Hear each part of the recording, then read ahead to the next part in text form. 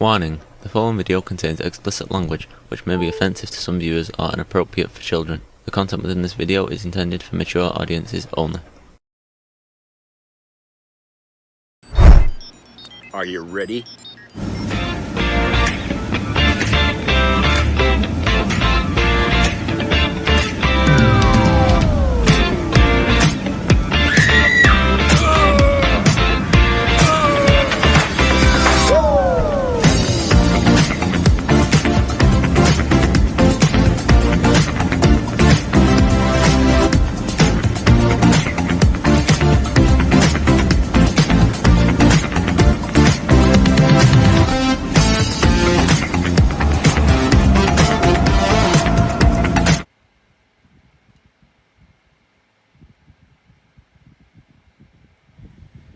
Hey everybody, it's Jeff.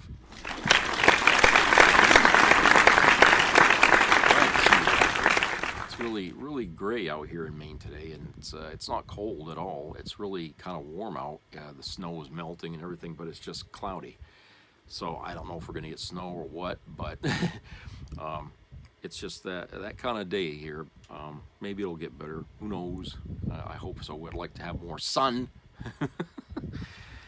Oh, well, I got a couple of videos here, some things going on. This video was sort of going to be like a part 2 of the last one, not directly, but, you know, it's still kind of bringing up the same issues here.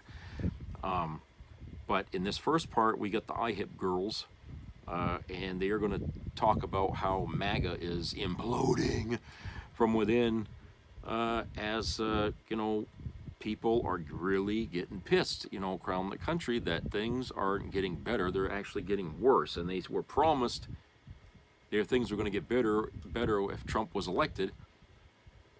Trump said, oh, you know, I was going to be dictator on day 1, but it's 4 weeks later and he's still the dictator. Okay, so he's lied about that, and J.D. Vance just come out, I think, today and said, oh, well, it's going to take longer than we thought to bring inflation down. Well, hey, people don't want to hear that, and I'm sure the stock market didn't want to hear that either. So anyway, let's go to the video here, and then we'll come back and discuss that. MAGA politicians are leaving their right-wing cult and heading into their home districts, and they are getting absolutely annihilated by their Republican constituents. It's delicious. Watch this first video. It's Representative Rich McCormick. Watch this faceplant. Than a cult, not as a party. Elon was going to be the main topic tonight, and he's going to continue to be the main topic tonight because we are all freaking pissed off about this. You're going to hear it and feel it. Tyranny is rising in the White House, and a man has declared himself our king. So I would like to know, rather, the people would like to know what you, congressmen, and your fellow congressmen are going to do to rein in the megalomaniac in the White House. When you talk about tyranny, when you talk about presidential power, I remember having the same discussion with Republicans when Biden was elected. The funny thing is, you're sitting here and a lot of you would probably say those January 6s who are yelling just as loud as you, who are upset just like you. We're supposed to have great balance and power. We are. You can disagree with me all you want, but I'm just telling you the way it is. And I get that you don't agree with me and you think I'm not telling the truth. Unless they're lying to me, and you can say they are. So who? Okay. What is the expected outcome of Canadian tariffs? Most of the tariffs were immediately lifted because they conceded. It is a voter suppression law that you signed on as a sponsor of, and I want to know why you're scared for me to vote. Ooh. I'm definitely not scared of you, vote. Okay, I think it's just a thing of beauty that they're trying to do all this stuff and they're either getting laughed at. Right. I mean, it is. It's ridiculous. The second he gets out of his right-wing media echo chamber and away from the MAGA cultists, he faces what MAGA calls, quote, real Americans. Americans are not as stupid as MAGA thinks they are. Now a lot of Americans are, listener. Okay. You know, I'm on the permanent record of saying that. But the people that are engaged, that are going to show up to these town halls, know that we're not a monarchy, know that Elon Musk should be nowhere near any lever of power. It's insane. And the way that Elon Musk emasculates Trump on a daily basis should be alarming for everybody. And these people are not going to stand for it. What I think is interesting is his answers. They were pathetic. I mean, he gave them absolutely nothing to make them want to vote for him or to make them think that he represents them as constituents versus Donald Trump as the monarch or Elon Musk as the real president. I mean, this guy needs a lesson in politics 101, at least on how to bullshit these people better, because it was pathetic. Well, I think you're hitting on something here. Like this is the world they're all living in this airtight MAGA crazy ass bubble. And the minute you get outside of it can't breathe. It can't live because it's founded on this whole principle that everybody's going to worship Donald Trump, which is insane. It's absolutely insane. And this is in Georgia. You can tell by that one woman's accent. Okay, now let's move along to Representative Scott Fitzgerald getting absolutely annihilated at his town hall. Viewer, get your popcorn. Getting rid of the DEI.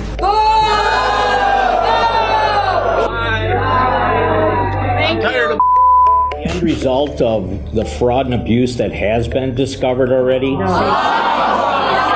In Wisconsin, constituents showered 2 Republican congressmen with booze in 2 contentious town halls. Elon Musk's role in the Trump White House was a concern. Are you going to subpoena him at some point? Or after you're done with the budget or whatever, are you willing to use your subpoena power to say, Musk, come in here, stand in front of Congress and answer some hard questions? Certainly the discussion in and around Doge and with the probationary moves that have already been done, they're going to have to be scrutinized at some point. I would like to know what you feel in this issue of an unelected person having so much power. I don't think Elon Musk, he doesn't have the power to do anything. Why is he doing stuff? Ukraine, also a topic of discussion, with Congressman Scott Fitzgerald disagreeing with President Trump's false claim that Ukraine started the war. No, Ukraine didn't start the war. Have you expressed your opinion to Trump? To Donald Trump? No. Congressman Fitzgerald then pivoted to defending Trump. And I don't think that the president's goals are not what everybody wants, which is to end the war. According to CNN affiliate WTMJ, no Trump supporters spoke up at Congressman Fitzgerald Hall. Wow. Yeah. So I want you to look at the optics of all of those people. You know, MAGA always wants to point out the color of people's skin, their gender, their sexual orientation. To me, that looked like just a bunch of white people, working class, Gen X to boomers, irate at how ridiculous these abuses of power is and what they're doing to dismantle American democracy. That guy face planted, as did the one before him. These are Republican districts and people are pissed. These Congress people are going to have to decide, are they going to represent their constituents and be reelected, or are they going to support Trump and risk their constituents not voting for them? Because I think this makes it pretty clear, and you see it all over YouTube and the internet at large. MAGA people who are 3-time Trumpers, they're furious. They're furious about the way their jobs are being cut, the way all of these things are being handled, inflation not going down. So these people at some point are going to have to make a choice. Are you loyal to your constituents? Are you loyal to Donald Trump? And just one quick thing, you know, I forget about that disastrous press conference with Elon Musk and his kid, and you see it there and you see how people in middle America react to it. And you realize we're all feeling the same way. Why is this man in charge and the president is sitting slumped over the Resolute desk? It was so emasculating. And Trump is the type of guy that if Obama had some billionaire next to him or Biden and brought a kid into the room and the kid was picking their nose and wiping their boogers on the desk, Trump would go on about it for months and months and months. He would not be able to stop talking because he likes to traffic in that type of stuff. Well, you know what he did after that? I've talked about this before. He had the Resolute desk picked up and it's being refinished right now. And so I just think that's interesting because we all know he's a germaphobe. But the reason you see middle Americans so pissed off is because we have a president in the United States that is saying things like this. And we always speed up his voice to chipmunk speed. But it's important that we all listen because this man is president and what he says needs to be heard and needs to be judged and people need to get angry about it. Listen to this blatant attack on the First Amendment. Watch this MSNBC, which is a threat to democracy, actually. They're stone cold mean, but they're stuttering. They're all screwed up. They're all mentally screwed up. They don't know what. Their ratings have gone down the tubes. I don't even talk about CNN. CNN's sort of like, I don't know, they're pathetic, actually. But MSNBC was mean. Their ratings are absolutely down. This Rachel Maddow, what does she have? She's got nothing. Nothing. She took a sabbatical where she worked one day a week. They paid her a lot of money. She gets no ratings. I should go against her in the ratings because I'll tell you, she gets no ratings. All she does is to talk about Trump, Trump, Trump, Trump, Trump. All different subjects. Trump this, okay, Trump I've that. heard enough. But number one, yes, she talks about Trump, Trump, Trump, Trump, Trump, because you are the dictator. Right. Who ran and said, oh, I'll just be a dictator for one day. Well, obviously you've given yourself some grace there and extended that all the way to here. You said that you wanted nothing to do with Project 2025. I think there are reports that Project 2025 in your first 30 days, around 65 to 70% complete. What does Rachel Maddow do? She speaks truth to power. What does Rachel Maddow have? She's a Rhodes Scholar. She's highly educated. You want to browbeat. Trump wants to browbeat anybody that calls him out, and Rachel has consistently called him out, and he can't stand it. And all he cares about are ratings. And speaking of ratings, Donald Trump, yours are so underwater.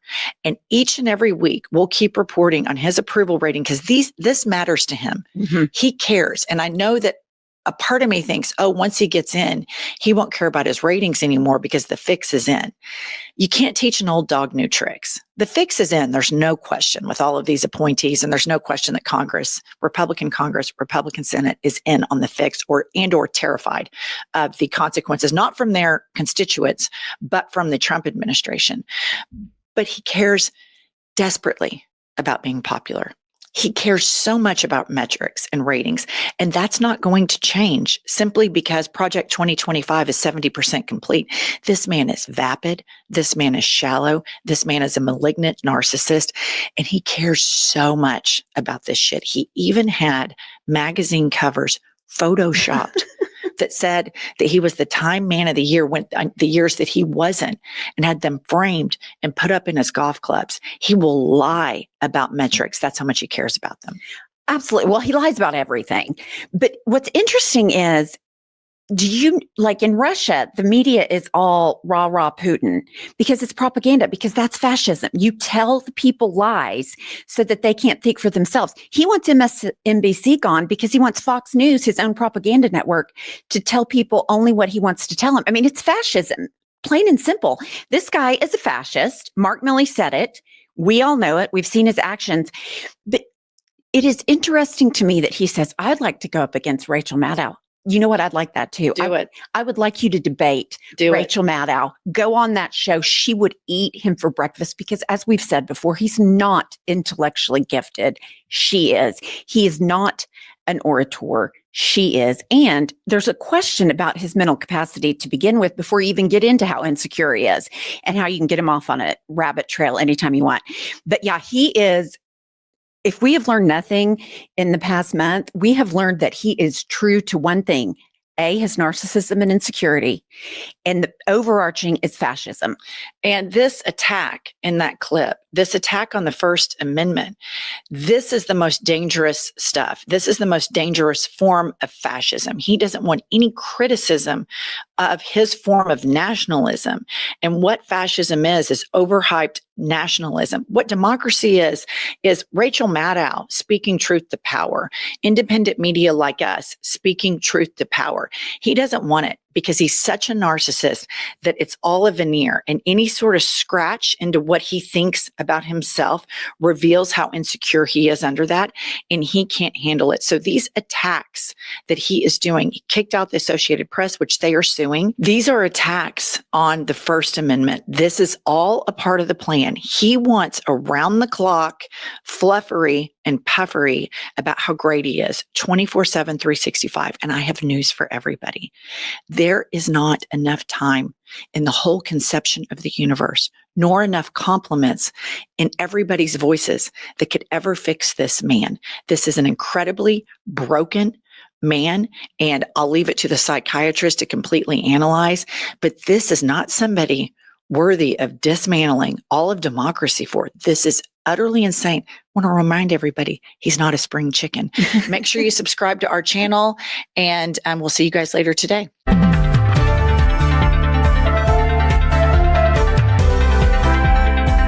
Okay, so as you can see, things are not kosher with MAGA right now. The idea that they own the libs in this election is kind of blown up in their face because it really hasn't happened the way they thought it would, because actually they own themselves.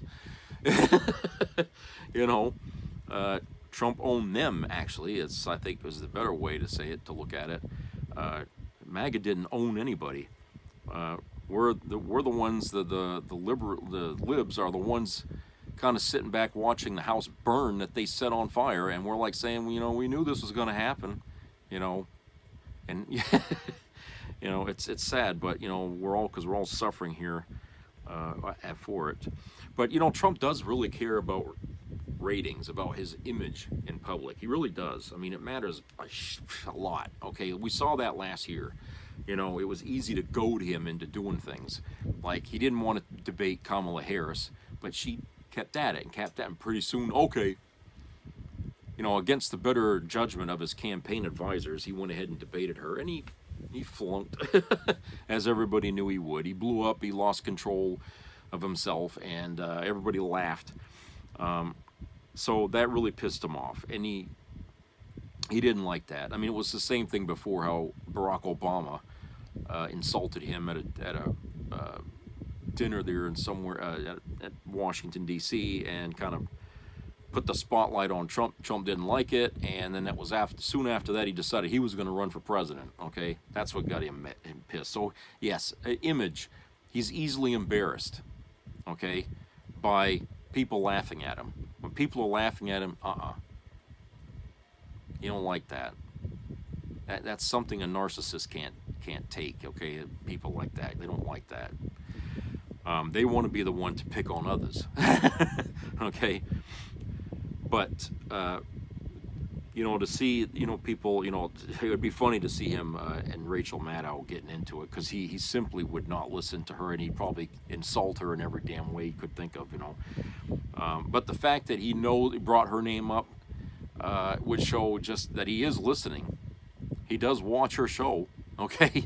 You know, because if it didn't matter to him what she says, he wouldn't have brought her name up. But apparently he did, because she must have said some things that he didn't like. So, you know, hey, that's how we know that he's easily affected by how people think. And that could be his Achilles heel, and how we can get him boxed into a corner if we know how to play our cards right. You know, his need for public approval is how we're going to have to play him, okay, by getting more and more people out to hate him.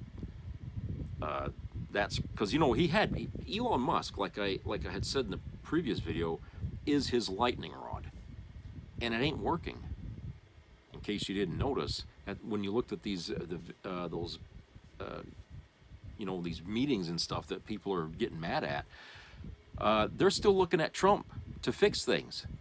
Okay, yeah, they don't like Elon Musk, But they know that Trump is the guy that put Elon Musk in this mess, and they want him to take Elon Musk out. Okay? So, yeah, they're mad at Musk, but still their anger is directed at Trump. He didn't follow through on his promises already, and he put Elon Musk in power when he never really said anything about that when he was campaigning, but the people don't like that.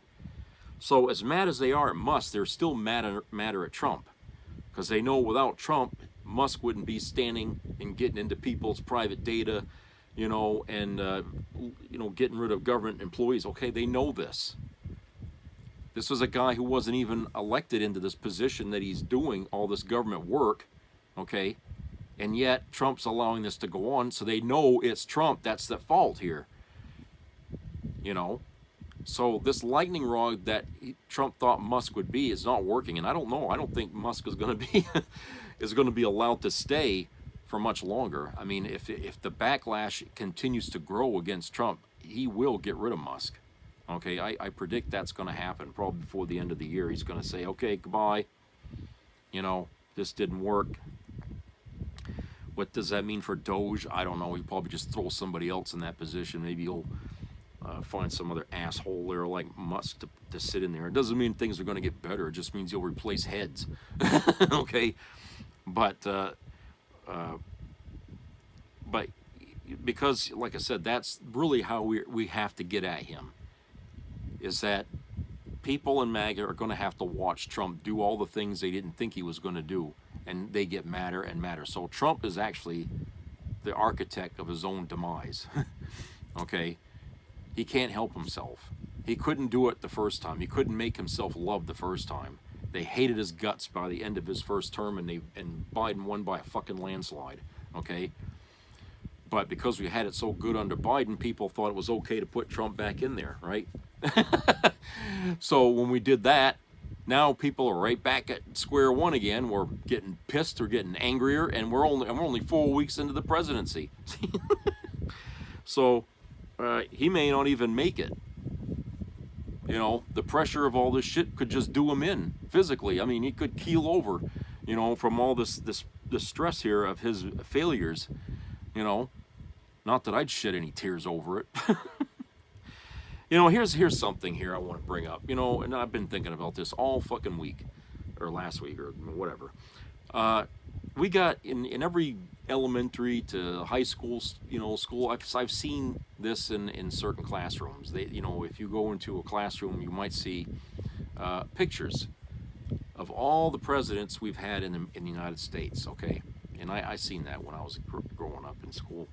And they're all put in chronological order from Washington all the way up to at what point, you know, you're at. Okay, and I can only imagine now, you got Trump's face up there.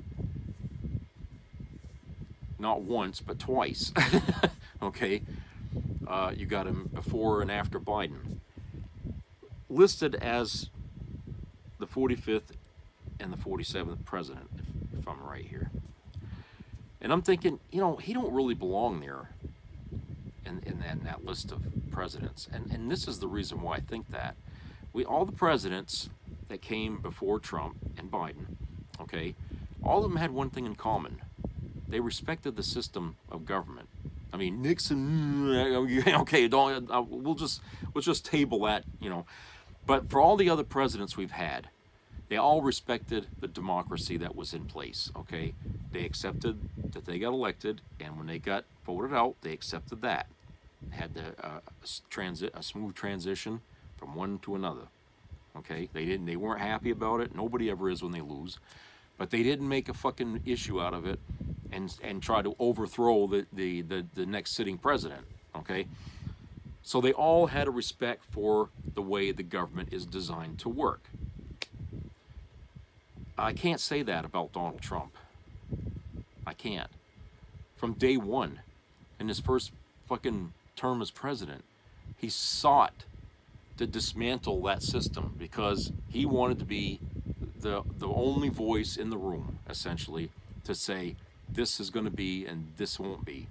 He didn't want to have a Congress. He didn't want to have a Senate to overrule him or debate the merits of his argument. Okay, he just wanted to issue an executive order and then sign it. Okay, where he's actually acting like a king because he thinks that's the way it should be. Because in the business world, that is how it is, right? You know, in the business world, you don't have a democracy. It is the head of all the heads, okay, that gets the final word. So he goes into the White House with that attitude because that's all he knows, you know. So he goes in there and he does that, and he failed the first time around. He failed. He comes back in there in the second time, you know, and in 4 weeks, he's failing again. And it's because of that same attitude he has about power in our government. He wants it to be an authoritarian type government. Okay? That being said, how can you say he's an American president? Because in the United States, we already have a constitution that lays out the power structure of our government. And if he wants to take a match to that and burn it, he's not president. He can't be.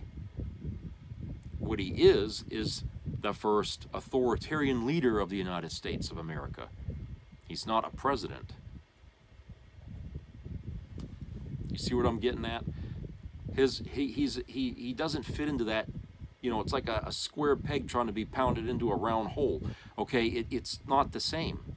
Just like Germany, I mean, I don't even know if Germany would even consider Adolf Hitler to be, you know, one of the, you know, leaders of a list of leaders and stuff because of what he did. I don't know. I mean, that's an issue, I guess, unique to Germany. But in the United States, I think it could be easily said that Trump cannot fit in that list of presidents that we have because he's not acting like a president. He's just an authoritarian. He's totally ignoring the government system that all the other presidents respected. Okay, you know, from the very first one that, you know, began all the way up to Biden. Okay, they were the ones who respected democracy and how it works. But this guy, Trump, it don't matter to him. I mean, he doesn't make any bones about it, you know. You just saw him the other day. He's trying to bully the governor of the state of Maine, Janet Mills. You saw him try to do that. A president doesn't do that. Okay? I mean, and rightly so, she told him, I'll see your ass in court. I mean, that's exactly, you know, what you tell a guy like that. You know, you want to fight this thing? Well, then we'll fight it. He's trying to, now he's trying to withhold funds to the state of Maine, or hold tax money or something like that. You know, he's trying to get his revenge because he got pissed off the way Janet retaliated him. He's all mad now. So now he's trying to fuck with the state. Okay, and people in the state say, well, why should we pay taxes if Trump's just going to keep it? Okay, you know, what the hell, why should we do that? You know, because that tax money, you know, comes back to people every year, right, when we do our taxes. Well, if he's gonna withhold that refund, okay, then why should we pay into it? You see what he started with his big mouth?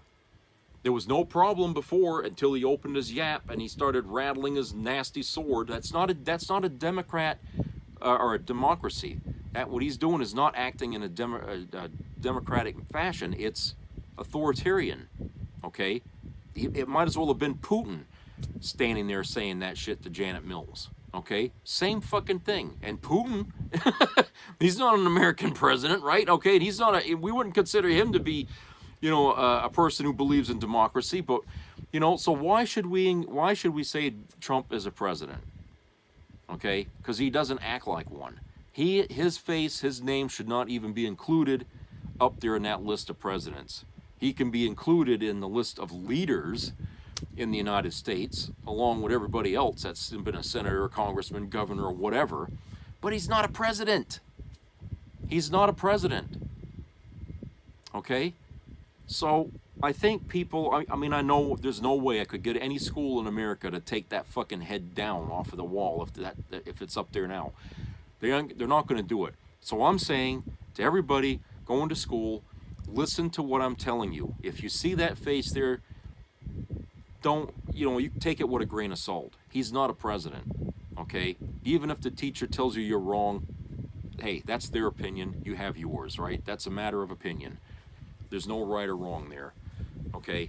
All you can say is, well, look, you can say he's a president, but he never acted like one, and he's not acting like one now.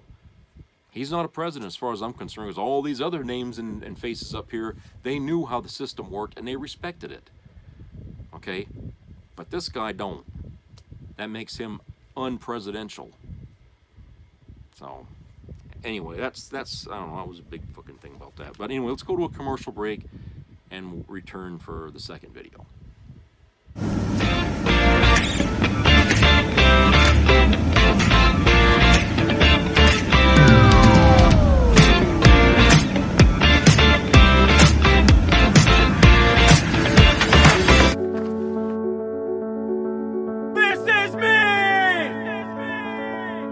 I'm Alex Curtis. I'm a lobsterman in Maine, and this is me. I'm Roxy Sugar, and this is me. I'm Eric Hopkins. I'm an artist, and this is me. This is me. Me. This is me. This is me. At the end of the journey, the main thing is you, original.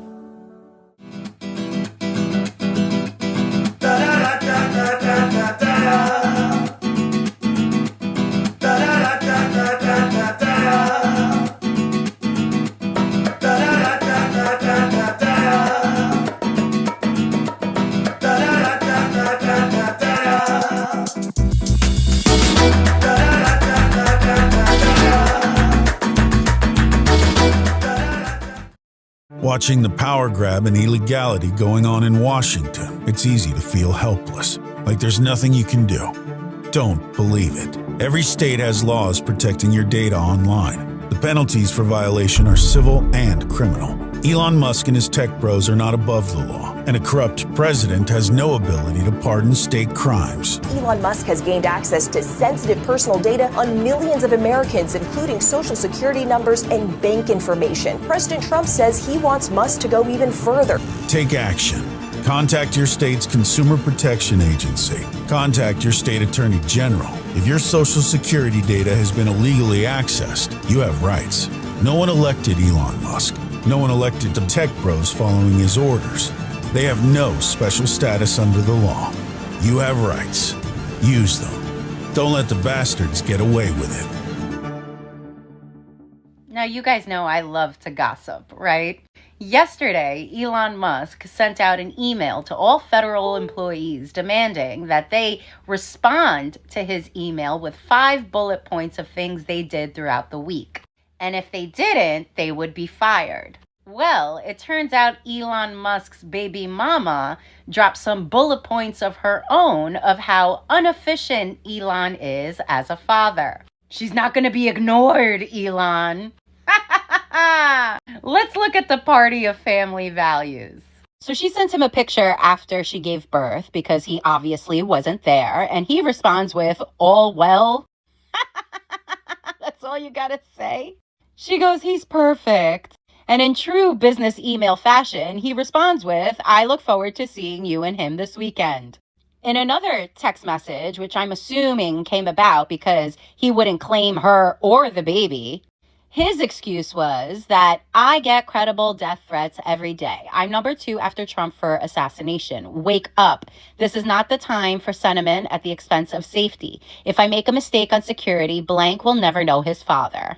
We know the name starts with the letter R, maybe robot. Ashley St. Clair says that's why the father spot on his birth certificate is blank right now and why he has my last name. Girl, just keep it that way. It's necessary for now. Only the paranoid survive.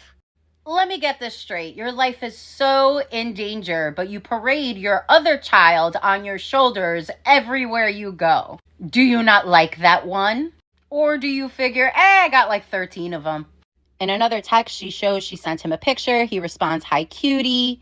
She says, "Hi, see you soon." And he goes, "I want to knock you up again." Blech. And in another text message she shared, apparently one of Elon's friends is talking shit about her. So much drama. She goes, "He said a lot of pretty horrible things to me that he attributed to you, and I feel as though there was never a rift in our relationship before that. If you are in New York or you'd like me to come to DC, I would really appreciate being able to speak to you in person. I care about you deeply and feel as though third parties have put a major rift in our relationship that I truly wish was better for the sake of our son." This douche responds with, okay. Yeah. She sent him a meme of Ace Ventura, and he disgustingly and creepily enough responds, well, we do have a legion of kids to make. Like, you idiots out here thought you were getting Batman, and instead you got Super Spawner. This is sick. I don't know how Elon is going to lecture us about wasteful spending. After all, he doesn't have enough space in his heart to give for his children. He wasted it giving it to everyone at Donald Trump's inauguration. Should have saved some. Anyways, bye.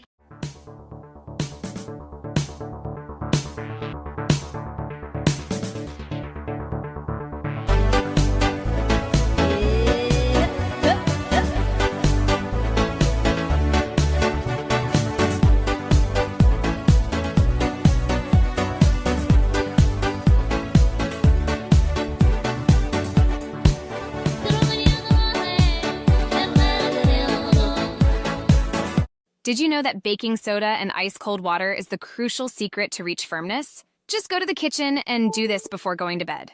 I never stopped to think about that. Exactly. It's simple if you think about it. There's no miracle. The only thing that makes a man firm is increasing blood flow to that area. That's what the famous blue pills do, right? Yes, but they do it by dilating the veins. That's why they don't solve the problem permanently. There's only one way to permanently fix this problem without relying on pills, prescriptions, pumps, or exercises, and that's by clearing out the veins that are clogged with plaques. That's why the Indian doctor is getting so popular in the media. He discovered an Indian bull trick that can clear out more than 93% of the plaques. This brings 20 times more blood flow to the area for men. That's why this trick is so effective.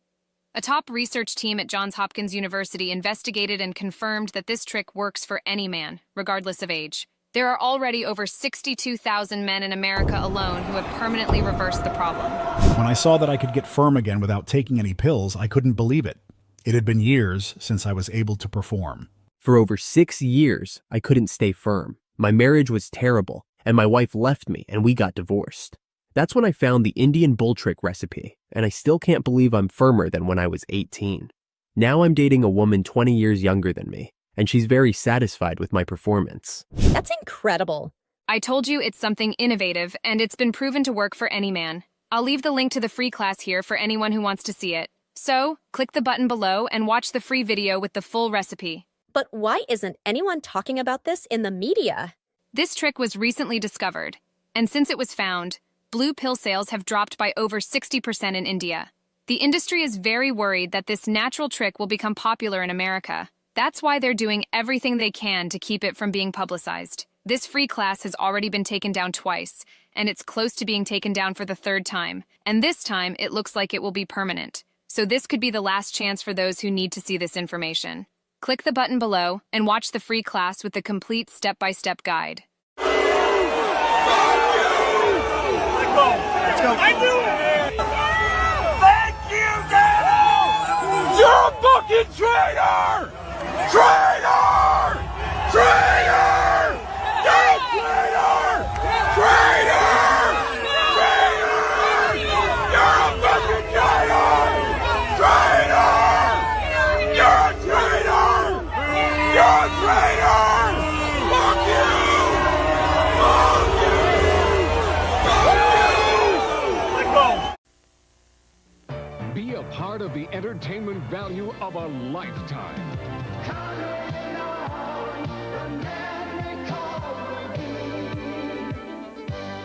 I loved it. It was the best performance I've seen in a lifetime. I loved the show.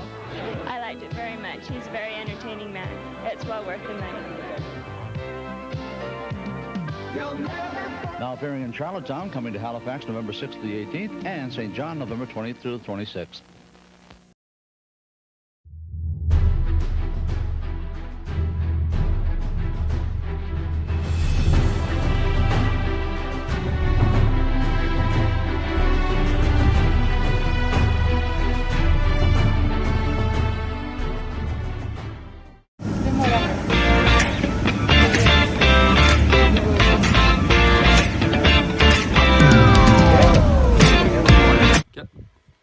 All right, welcome back, everybody.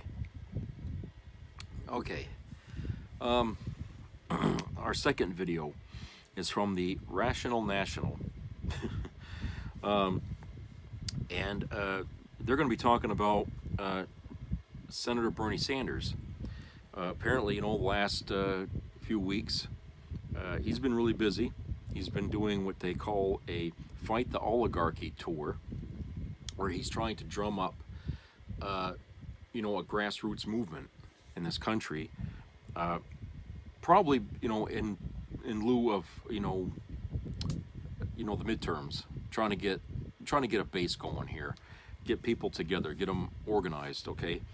And, he's been seeing lots of people, crowds showing up to hear him talk, and things he's saying, they're always true, okay? That's what I love about this guy. He pulls no punches, and he's right on the balls, right about things.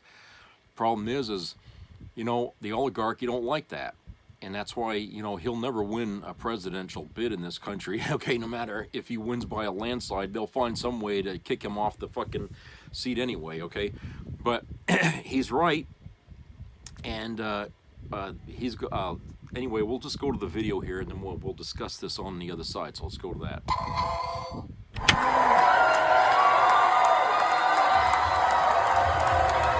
The time to fight back is now. A lot of Americans, for a good reason, are feeling a little aimless right now. A lot of pent-up frustration around what the Trump administration is doing, and the Democratic Party isn't doing a whole lot to fight back against it. Cue Bernie Sanders, who held several events over the weekend for good reason. I'll get to what that reason is. But massive crowd showed, which I gotta say is, for me, not surprising because it's Bernie Sanders, but typically we're holding events outside of a campaign, outside of a primary, there's no election going on, and having this many people show up is wild. But before I get to a couple of clips and why Bernie is doing this and his attempt to organize voters, I want to remind you, in case you forgot, or maybe you never saw this, this is an incredible map. This is from 2019, going into the 2020 primary, candidates with the most individual donors. Bernie Sanders, this map comes up every now and then on social media. People bring it back up because it shows you so much. Bernie Sanders with support all across the country. This was the energy that he's able to continue harnessing because he continues being one of the few people that is truly in the opposition to the Republican Party. He's an independent senator fighting for what's right, is willing to criticize the complete failure of the Democratic Party to fight back against both Trump and the oligarchy. And he's able, and I think best poised, to go with this message. So before I get to the first clip, this is the environment of where this is all taking place and why people are feeling a certain way. Trump has tapped an unprecedented 13 billionaires for his administration. So I will link to this source below the video in case you want to go through all 13. But this gets to people's feelings right now around the economy. Here is Harry Enton on CNN. Ruh-roh, the reboot not as well received as the original. Economy is currently good or excellent. Look at this. In April of 2017, it was 40%. Look at where we are in February of 2025, just half that level, 20%. My goodness gracious, the term one high was 63% of Americans in February of 2020 thought the economy was excellent or good. This 20% we have currently going on right now is fewer Americans saying the economy is excellent or good than at any point during Trump's first term. This is not a good sign, Kate Baldwin. J.D. Vance said last week, you got to give them time, even though that's not what they promised in the campaign. They said they bring prices down day one. But what is the view of the future economy then? Yeah, so this is the current economy. How about the future economy? Is the economy getting worse or better? And all I can say is yikes. Yikes. Again, compare it to where we were in the first term at this point, April of 2017, 53%. The majority said it was getting better. How about now in February of 2025? The majority say it's getting worse. 59% compared to just 35% who say it's getting better. Worse is higher now than at any point in Trump's first term pre-COVID. This number, to me, is much more worrisome. Perhaps the worst number I've seen for Trump on the economy, because it says even if the economy now isn't great, they also project that it's only going to get worse from here. This is a big, big yikes. So the majority of Americans believe that the economy is terrible and that it's only going to continue getting worse under Donald Trump. But maybe they haven't seen that Trump's billionaire cabinet represents the top 0.0001%. These people have your best interests at heart. So people should be confident in the economy and it working for them if their name is Elon Musk. So the collective net worth of Trump's top appointees is reportedly estimated to exceed $460 billion, including Elon Musk's $400 billion net worth. Even without Musk, Trump's cabinet and top appointees in 2025 by far exceeds the wealth of previous cabinets, including his previous cabinet and previous record holder, which was worth $3.2 billion. President Biden's cabinet collectively was worth $118 million. So I want to be clear. This is still an issue, but there is a massive difference here between the level of billionaires that are in Trump's cabinet and the multimillionaires in a Democratic cabinet. Both are still wrong. There should be more representation of the working class, of unions. Union leaders should really be the ones leading the charge. But it's beyond terrible what Trump and his cabinet are doing. That's where Bernie Sanders comes in. So this is his fighting oligarchy tour. Where we go from here. So he went to Omaha, Nebraska, Iowa City, Iowa. I'll get to a clip in a second, but here are some images. He said on Twitter here, I want to thank the overflow crowds who came out in Iowa City to stand up to Trumpism.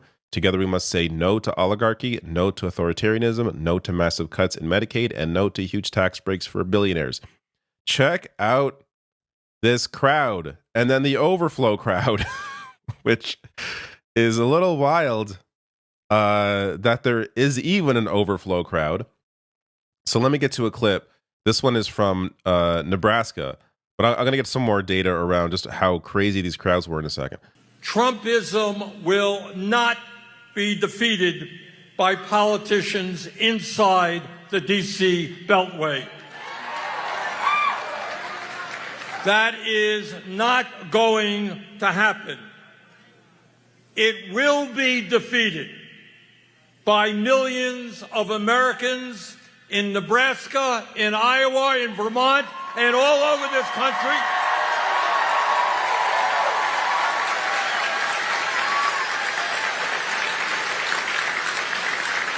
Who come together at the grassroots level like we are doing tonight in a movement which says no to oligarchy,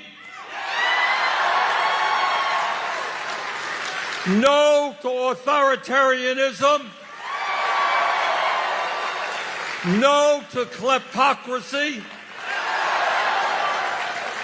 no to massive cuts in programs that the working class desperately needs,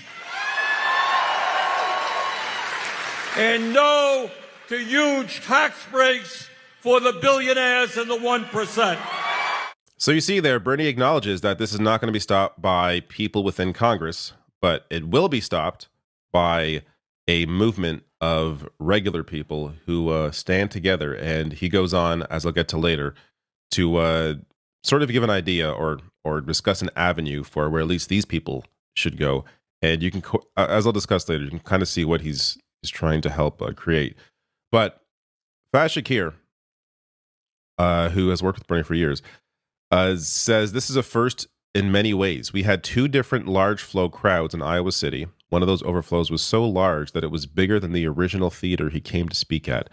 So, again, I know I'm harping on these crowds, but it's not an election. There's not a primary going on.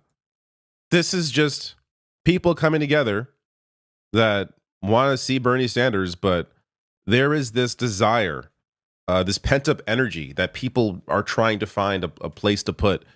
And this is potentially the start of where that energy. So Craig Phelps on Twitter writes, Bernie Sanders in Iowa City is the most searched term in Iowa over the past 48 hours. In the past 7 days, people in Nebraska, Alaska, and Wyoming round out the top 5 regions searching oligarchy. So this is a video from Omaha, Nebraska of Bernie coming out, and check out the energy here.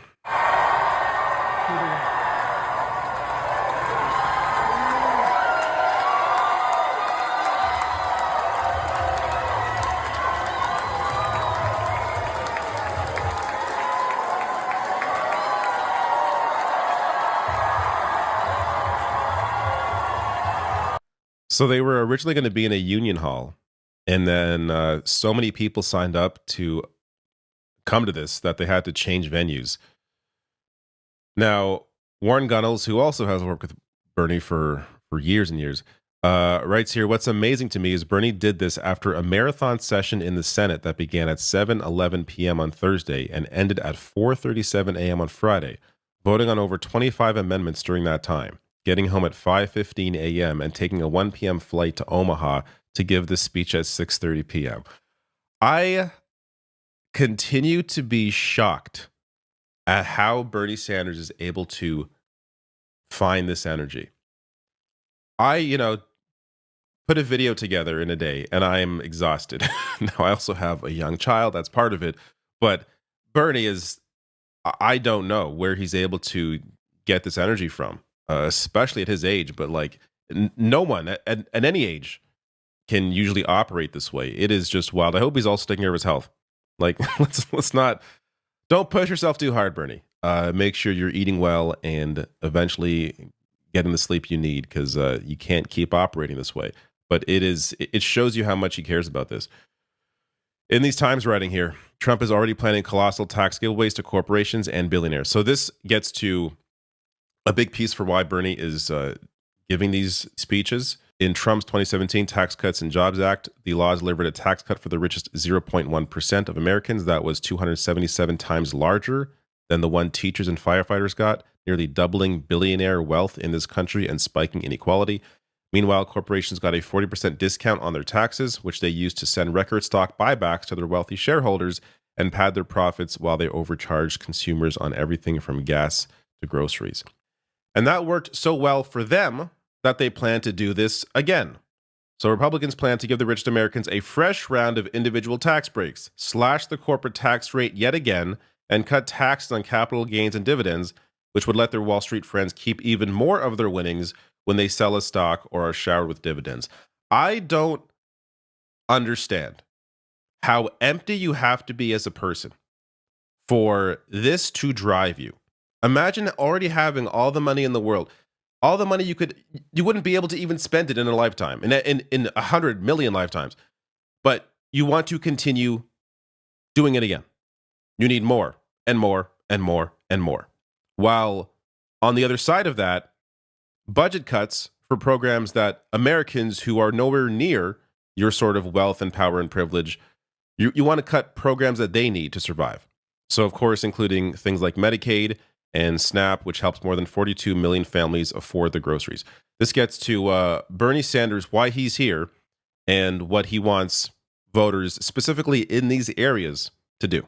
So what we got right now is Republican leadership, as we speak, are working on this bill. Massive tax breaks for the rich, paid for by cuts to Medicaid, education, housing, and the programs that working people need. Now, it turns out that in the House of Representatives, there is right now a reality where Republicans have a very, very slim majority. Republicans have, as I recall, 218 members. Democrats have 215. They have a 3-vote majority. That is not much.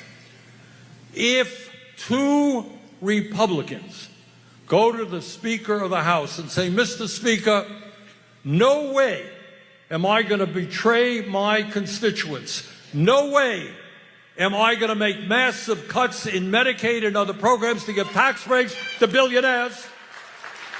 If 2 Republicans do it, that terrible bill is defeated. And what I am asking you to do is make sure that your congressman, Mr. Bacon, is one of those 2 Republicans. All right, I'm also going to get to the link in a second here showing you where he wants a lot of these people to sign up, and there's something in there that I find interesting. But this is the point of these specific events, is to target these voters in these Republican districts to put pressure on their representatives. So one of them mentioned there was Representative Bacon. The other is Representative Miller Meeks. And the intention is to ensure this bill doesn't go through. Now, they're going to have to contend with the fact that Charles Koch has launched a $20 million campaign backing Trump's tax breaks. So they're going to try and argue that this is actually good for people, that it's great to give even more money to massive corporations and billionaires and cut programs that that regular people are using. It's a great idea. So, and this is how they fool people for decades at this point.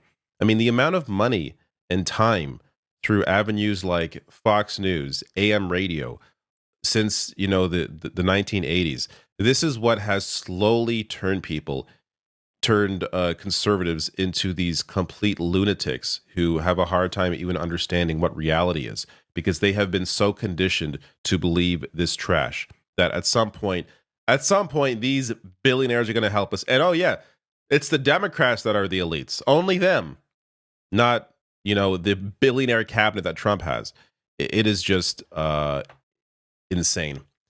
But these are the two links that Trump goes on to mention in his speeches. So the one for Omaha, it's berniesanders.com/Nebraska, and he encourages you to call your representative. But something worth mentioning here as well. I will attend an organized training. I will host a meeting house party. There's an attempt here to not just put pressure on representatives, but also try and build some sort of organizing apparatus, at least specifically in these areas. And I'm sure he's going to have more speeches in other districts. And there seems to be an attempt here to try and really organize people in these areas. And how he's going to maybe utilize that in the future in some way, it remains to be seen. But this is the start. Knowing who your neighbors are, organizing with them, understand that there is a collective goal here. And this is how eventually the people win. It takes time. It takes organizing. It takes people power. But it can eventually happen. And here is the other link, the one for Iowa. This one, berniesanders.com/Iowa. So same thing here, but just different representatives. Very interesting start here. So I assume he's going to continue this. Bernie Sanders is one of the few people in Congress who's able to, I say few people, I think the only person really, that is able to get these sorts of crowds for an event that isn't a campaign or a primary event. Like, it is wild to see these crowds. So it's good to see him utilizing his power in a way that organizes people and isn't just about, a vote. And I can't wait to see potentially where this all goes. Okay. So, here's the thing. The people in MAGA were bitching about the price of eggs. Remember that? Okay. And you could say that was a generalization of them just saying that the price of food is high, inflation is out of control. So it was the economy, essentially, that made a lot of people turn against Joe Biden, okay, and why he lost. And Kamala Harris, okay, ultimately, all right. Was that people were pissed off about inflation. Even though other countries were suffering much worse than we were with it, they were still mad here about it. And the problem was I think people were looking at it ass backwards.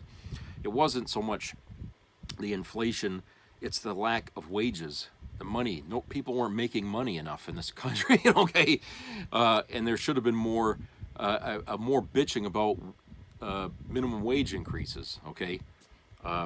People should have been getting more money. They say a person has to work 80 hours at minimum wage in order to get above poverty level, 80 hours a week. Okay, that's why a lot of people in this country have to work 2, sometimes 3 jobs. They have to work 80 hours a week with minimum wage money that they're getting in order, to be above poverty. That's ridiculous. Okay, that makes us, we're the hardest working people in the world, apparently. Because Japan, they work only 14 hours a week to get above poverty. Okay, why is the United States, who is supposed to be the richest country in the world, why do we have to work 5 times as hard as any other country in order to make ends meet? Why? Okay, so, you know, people bitching about inflation, they ought to be looking at this on the other side and say, look, American workers are just not getting enough money to live in this country. We let the fucking oligarchs, you know, raise the prices of the cost of living, and we don't complain about the wages we're not getting. Okay, so you know, Bernie is sort of looking at it that way too, and he's saying, look, this problem is not going to get fixed in our government. Why? Because the oligarchs have already got their tendrils inside the system. They got politicians they've been bribing and paying off, and half the politicians are getting big money, okay, from the very systems that we are fighting against, like the healthcare industry. Okay, how do you expect Washington, D.C. to fix any of this shit when they're all on the take, practically? Okay, makes sense to me.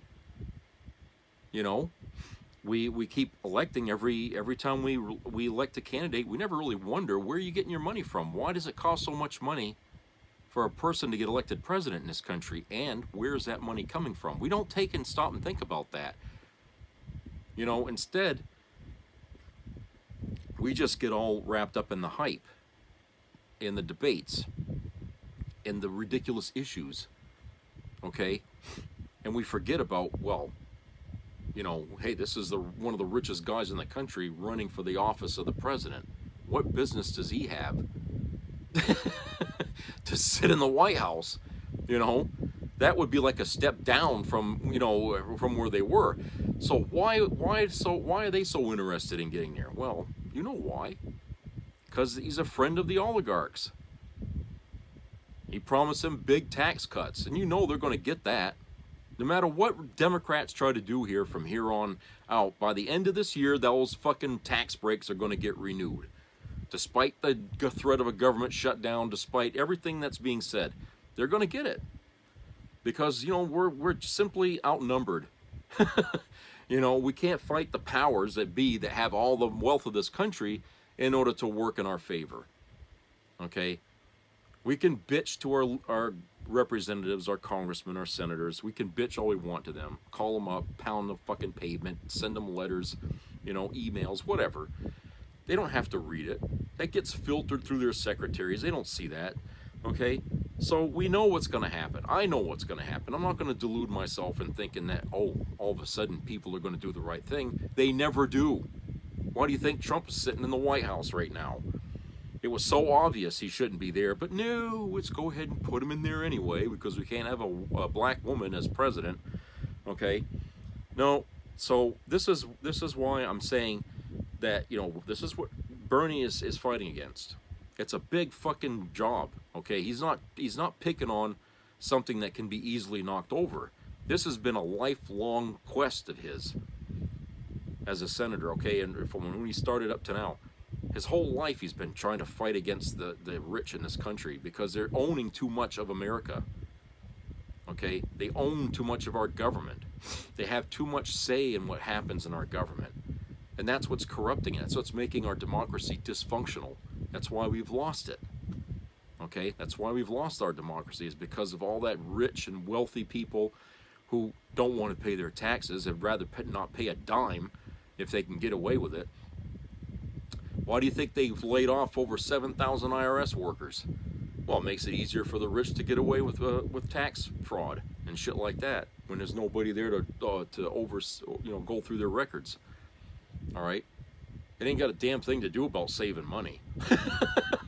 Okay? Forget about that. That's all about fucking, it's all about, you know, doing favors for the rich. You know? That's what we're doing. That's what he's doing, okay? So Bernie is, you know, he's got to convince people. Of course, he's talking to the choir, right? He's, you know, basically, because everybody that shows up at his rallies, they love him. They know what he says is true. So not every American is completely dumb. All right, all right. He's told us this story enough times that people can see that it makes plenty of sense. All right. The only people who don't want to listen to that are your Republicans, MAGA people, because hey, you know, Bernie's just the enemy, but they don't have no fucking idea that he's actually speaking for them too. Okay, he's actually on their side too. They just don't want to. They don't want to believe it because they see him as a Jew, they see him as left-leaning. Okay, and they'll never fucking, you know, give into the idea that he's actually on their side. Okay, so Bernie is, you know, he spent like I said, his career trying to make sure the people never forget who really is in control of the country and the government. You know, it's just, hey, it's the truth. You know, the fact that it costs so much goddamn money to win a seat is proof right there that it's the oligarchs that are making it expensive. Because hey, if I can pay politician A $1,000 to win a seat, then politician B is going to have to get $2,000 to beat me, and he'll get that extra from rich people. Means I got to give more. I got to give $4,000 for my politician A to win next time, and they'll just give $6,000. You know what I'm saying? So over the years, this kind of a bidding war, you know, has built up to now we're looking into the millions and even the billions to get politicians seated in a fucking, and that is ridiculous. I mean, the founding fathers would be laughing their fucking heads off to say, you guys, we told you to be protectors of your democracy, and look what you've done. You turned it into the biggest fucking joke we've ever seen. This is insulting. This is embarrassing. Okay, we've made England, the government we fled from, look better than it is here. Okay, you know, that's how they'd be looking at it. They would be so disappointed with us today that we've let things go this bad. Okay, and I think a lot of them, especially the older presidents, would be like out there pounding the pavement, trying to rally a goddamn civil war to remove the existing power, you know, and put in a brand new government with some new rules to try to avoid what we've stepped into. Okay, and it may come to that. I don't know. I mean, it's if it does, we're going to be very close to it. It's going to happen soon, you know. But like I said, that's neither here nor there. But I'm just saying right now, as it stands, you know, the oligarchy is what's pushing us into that. Okay, and I don't think they give a shit if the government fell, because hey, then everything would fall on their laps, which is what they want, right? They want to control everything. I mean, look, they're tearing apart the post office again. The guy that Trump appointed, okay, to run the postal service in his first term, he resigned. And he bitched that, oh, well, everything's falling apart in the post office. Well, that's exactly what Trump put you in there to do, was to tear the postal service apart. Okay? And that's what he's done. Okay, now the United States Postal Service is bitching about record losses. Okay? And it's because of changes that this bastard, I can't remember his name, but it's changes because of what this bastard implemented while he was the head of it. Okay? And now all those changes have actually damaged the Postal Service, so that now it doesn't work as well as it did before. And that's good news for UPS, FedEx, all these other private businesses that like to deliver, because hey, if they can get rid of the U.S. government as a competitor, they can jack up their rates on every, you know, because hey, they're the only ones around, right? It's going to cost you a fortune to mail a goddamn letter. Okay, it's been the postal service that's been keeping the rates where they are with FedEx and all them competitive, because hey, why would people pay more when they could pay less to ship a box, to send a mail or something, like, you know, in the system? Why would people want to pay more? But if you get rid of the postal service, hey, they can ask whatever they want. After that, it's like, you know, it's like a monopoly all over again. It's just like, you know, if you're living in an area where you've only got 2 internet service providers, and it doesn't seem like the prices are all that different, well, it's because they're colluding with each other to keep it high. So you don't have a choice.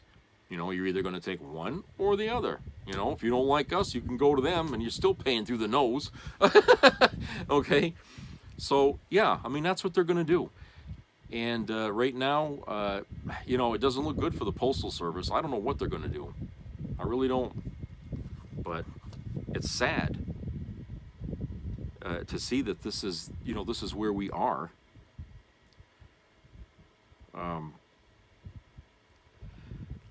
But, you know,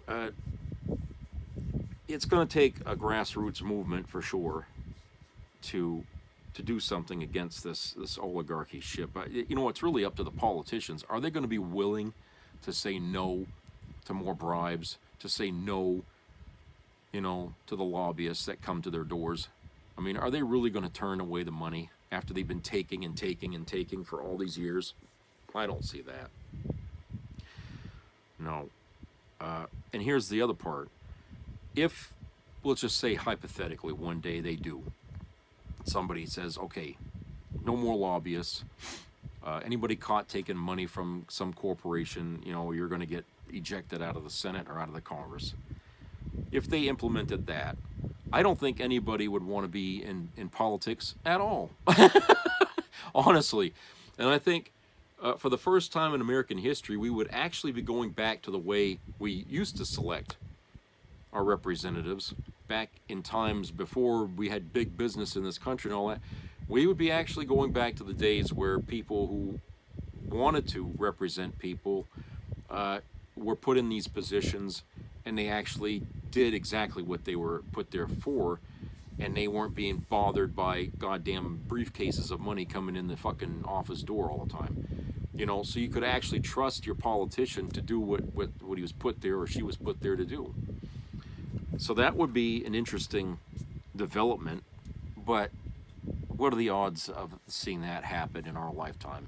And if that's the case, if it's never going to happen in our lifetime, what does that say about the future of the country? Okay, like I told you, and I keep saying, by the end of this century, the United States as we know it, or as we knew it, okay, is going to be completely different. Okay, it's not going to run the same way. It's going to have a whole different power structure. It's going to have more corporate dominance, okay, unless we take steps to block them from getting their claws into the system and force them to pay their damn taxes, okay? You know, and the equal percentage that everybody else has to pay, they need to pay theirs. All right, if you want to live in this country and you want to live off the fruits of the United States, then you got to pay your share to be an American citizen, okay? If that sounds callous, how callous do you think it is for us on the other end of the scale? You know, where we're being used by these companies that are supposed to be paying taxes into the, you know, and we're being killed, you know, in the healthcare industry that we rely on. How fair do you think that is? I mean, what's more important? You know, a person's life, or, you know, seeing that this company is paying their taxes, okay? Well, I don't think we're asking for a lot for these companies to pay their taxes, but we certainly are asking a lot that they take care of us when we get sick. They just don't want to do it, because again, it's always the same thing. We want to keep the money. We don't want to pay our taxes, and we don't want to spend money to pay people's operations. So, you know, it's the same thing on both ends. They just want to hoard the fucking wealth.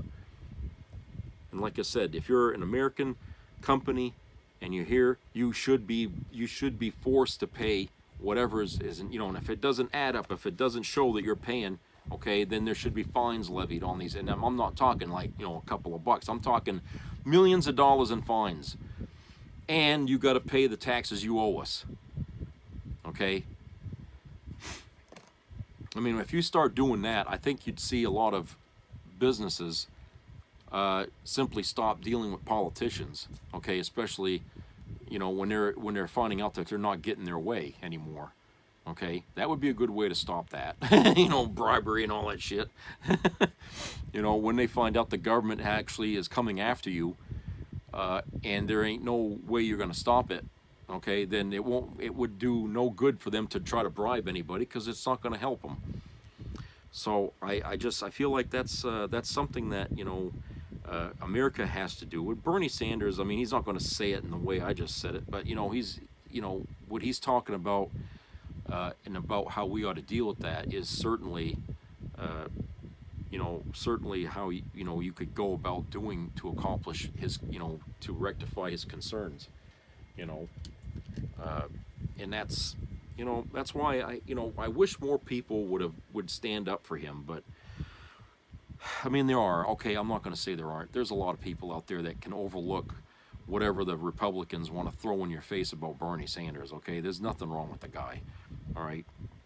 Of course, they can't find anything there to throw at him anyway, but it's just stupidity, really, that people don't want to support him. But he's really the guy with the agenda that we should have listened to for a long time. We could have avoided a lot of the misery that we're going through right now.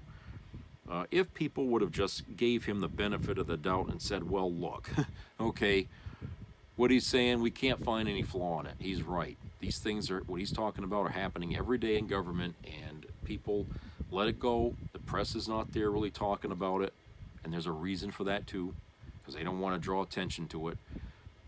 And so, we have to pick which is more important to us, because what business has done in this country is really screwed up our government a lot, and we didn't really care for a long time about it, until things get bad like they are now, and then we start caring about it. But then once we get a new president, we stop caring about it and think that the problem's solved, and it's not, because the problem goes deeper than just that. It goes beyond Trump. It goes beyond Musk. Okay, we got a lot of people in Washington, D.C. that are equally corrupt. We just don't hear about them because they're not the president and they're not, the speaker or whatever. Okay, they're just your regular, congressmen and senators. But a lot of them are on the take. So it's a big problem, and it's rotted the wood, the foundation of the fucking government. Okay, so I don't know. It just seems to me like times are of the right now what we're going through is could be the end of the United States, basically, because we've chopped at it, we've cut it, we've done everything we could to it, and it's simply, it's like an old car. It's like that truck I had, almost 20 years old, and the rust has gotten through it and everything. The engine might have still been great, but it wasn't passing inspection because there was too much rust on it, okay? And so I had to get another vehicle, all right?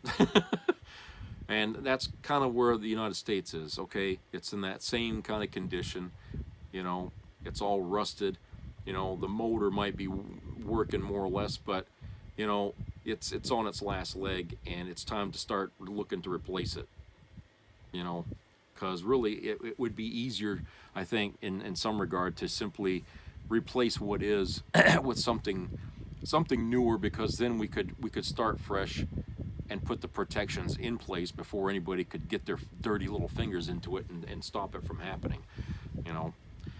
All right, so that's it for today. I hope everybody has a great rest of the work week. So please subscribe, comment, and share. Keep your ears open for health issues that floating around out there, and treat each other like a community. Be neighborly and stay connected with one another, and be friendly. Build a community, build a safety net. Do something, because times are going to get more difficult, and we may not be able to depend so much on local aids or whatever, or even the federal government. Okay, those things might be taken away from us in days to come. So we got to hold together.